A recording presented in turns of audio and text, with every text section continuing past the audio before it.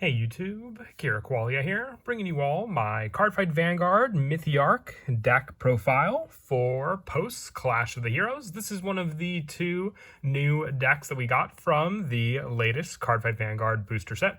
The Mythiarq deck is actually, I believe it's from a manga spin-off, being one of the two decks, just like the Silhouette deck. This deck focuses on being able to set up many different Mythiarq monsters we have on the field using our main go-to Vanguard, and then also using some of the new promos we got from the sneak preview, and a good amount of the cards from this deck can be used from the deck you see here, or the latest set. We do need to add the trigger since there were sadly none in this booster set. But without further ado, let's go ahead and get started with the deck profile. So we'll go ahead and start off with the ride deck. Our starter is the Mythiarq Peguli Meko. With this card, when wrote upon, if you went second, draw a card. The standard starter for D format. The grade 1 is Mythiarq Ilondrina. When it's wrote upon by a grade 2 card with Mythiarq and its card name, you can call this card to rearguard. So that starts with some of the setup for our Mythiarq cards. And from the back row, if your other rearguard is with Mythiarq and its card name was placed by your unit's ability this turn, and your Vanguard is grade 3 or greater, your front row rearguards in the same column as this one get plus 5,000. So good for the back row rearguard to call this card out to. We only run the one. That's also why I explain the rearguard ability right now. But still, you're always going to have it on rearguard, so good to rely on that ability. Our grade 2 is Mythiarq Luruthu Manta. When wrote upon by a grade 3 card with Mythiarq in its card name, you can call this card to rearguard. So more setup, just like the grade 1 in the deck, with our main go-to grade 3 in the deck being our Mythiarq Luruthu. So along with the copy of the Luruthu, we're running in the ride deck. We are running the 3 additional copies in the main deck as well. I sadly only have the additional 2, so I have one Spring Breeze Dragon as a placeholder in the deck, just for you to have until you can have the additional 3 for this card. When placed on Vanguard, look at the top 7 cards of your deck, choose up to one grade 3 or less unit card from among them, call it to rear, and shuffle your deck. If you have 5 or more unit cards, your opponent chooses a card from their hand and discards it. So the discard power can actually help to take away from some of the resources your opponent may need in their hand to block some of your powered up rearguard attacks, or even your Vanguard attack.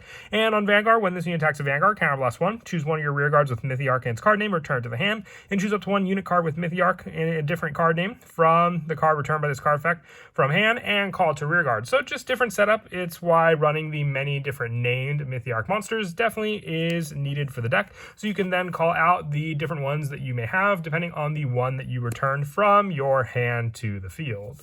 For the other grade 3s, also running 3 copies of Mythiarq Alper Real.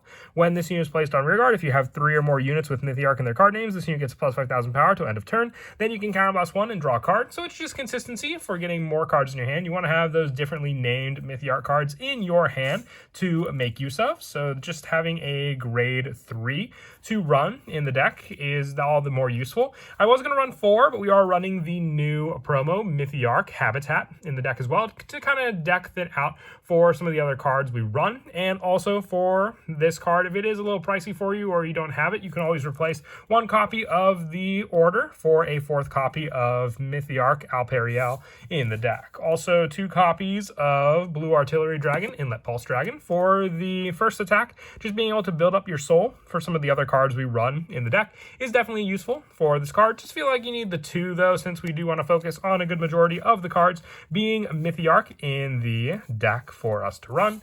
And for the grade 2s, I'm running 4 copies of Mythiarq Mulin, with this card being the giraffe turtle looking monster. When placed on rearguard, if you have 3 or more units with Mythiarq in their card names, this unit gets plus 5,000 till end of turn. Then Soul Blast 1, choose one of your opponent's rearguards, and that unit cannot stand during your opponent's next stand phase. So just having a paralyze ability in the deck is useful. It makes your opponent either not have a grade 1 that can provide boost, or a card that they'll have incentive to intercept with. And on rearguard once per turn, if you have a grade 3 or grade Vanguard with Mythiarq and its card name, bind a rearguard with Mythiarq and with different card name from this unit, and call this card call the card bound for this cost to rearguard. So you have more of the options with binding a rearguard with Mythiarq with a different card name from this unit just once per turn, and then being able to call the card bound for this card to rearguard to gain some of the other options to be called onto the rearguard with our Mythiarq card abilities. It's useful because then we get other card effects, as I mentioned before, with the grade 1 Mythiarq. Just if you're on the rearguard with Mythiarq and its card name was placed by your unit's ability, you'll have the +5 from your grade 1 to make use of. And then also the 3 copies of Mythiarq Lulu Ramanta for the additional ones we run in the deck, just as another different named rearguard to run. When placed on rearguard, if you have 3 or more units with Mythiarq in their card names, you may soul charge 1, then choose one of your opponent's rearguards. That unit cannot intercept until end of turn. So it works well with the Mythiarq for the paralyze ability, and then just preventing your opponent from being able to intercept, and then also making up for the soul blast that you used with your giraffe turtle. And 3 copies of Love Binding Maiden Margaret for more of the option setup. When discard from the hand during the ride phase, to Soul Blast 1, put it on the bottom of the deck and draw a card to make up for your discard cost for using the ride deck. And when placed on rearguard, if you Persona Road this turn, counter blast 1, and your opponent cannot intercept until end of turn. And also all of your opponent's front row rearguards cannot stand during the next stand phase. So a very similar ability to the Mew Millen for the Paralyze option, just in the place of a counterblast with this grade 2.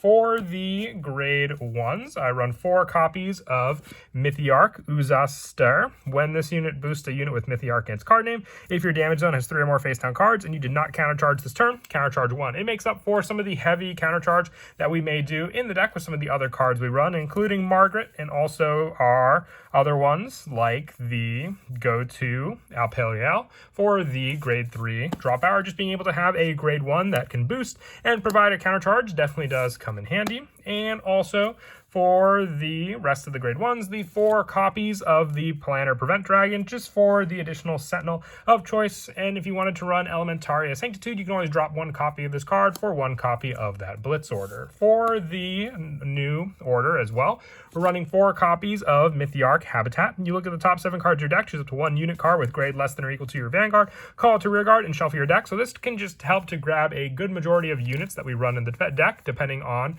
what we have for our Vanguard that turn. And from the deck, when you would search or choose a unit card from your deck, you may search or choose this card. And when it would be called from deck to rearguard, put that into the hand or drop instead. So while most used for the search ability in the deck, it's just an additional option to thin out the deck as well, being able to call cards. Or if we have to, we can even search this card off of it, since it is also regarded as a unit. If you don't have this card, you can always replace it with additional copies of our Inlet Pulse Dragons, our Alperiel, or replace it for some other order options that you may have in the deck to run as backup options for this one. For the trigger lineup, we're going with the 7 critical. So the 4 copies of Aspiring Maiden, Elena, the 3 copies of Sylvan-Horned Jackalope, and then also running the draw trigger spot for more hand consistency with our numbers to be able to bounce back Mythiarqs for new ones.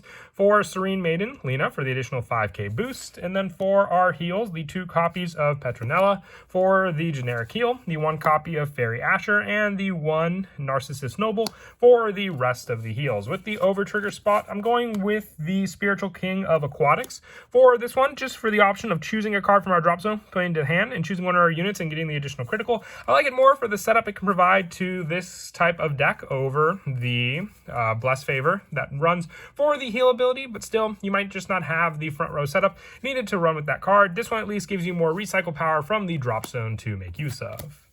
And that is it for the deck profile. I hope you all enjoyed the video. Like I said, it was an interesting deck as one of the new Stoicheia options to build from the Clash of the Heroes booster set, and I hope you all enjoyed. And as always, until next time, please don't forget to leave a like and subscribe, and Kira Qualia out.